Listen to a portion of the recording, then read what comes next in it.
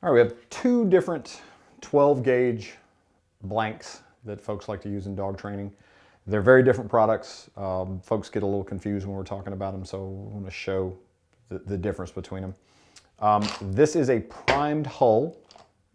It is a 12 gauge shotgun hull, but all it has in it is a primer. That's it. It'll load into any 12 gauge shotgun. I prefer to use an over and under or a pump. It does not have enough, it won't cycle a semi-automatic. You can actually fire them in a semi-automatic, but you're going to have to open the breech yourself and take them out. So really, better use is going to be in a pump or in a single shot or over and under. Nowhere near as loud as any of the blanks that we sell. It's very quiet, actually. A lot of folks are using them in certain of the dog tests.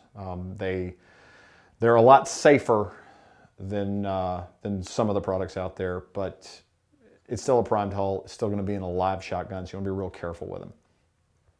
The shotgun is going to push that sound away, and so it's going to be much more pleasant on your ears and for your dog also, but it still gives us a similar idea. So this is like I said, we refer to these as primed hulls, and that's all it is. There's nothing inside it.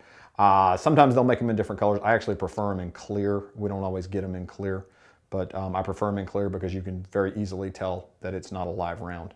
They're very light also, so it's pretty obvious. The next thing is a blank, or some folks refer to them as poppers.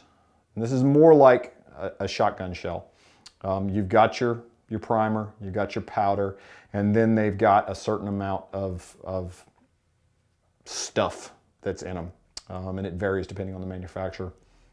This is going to make a much bigger boom.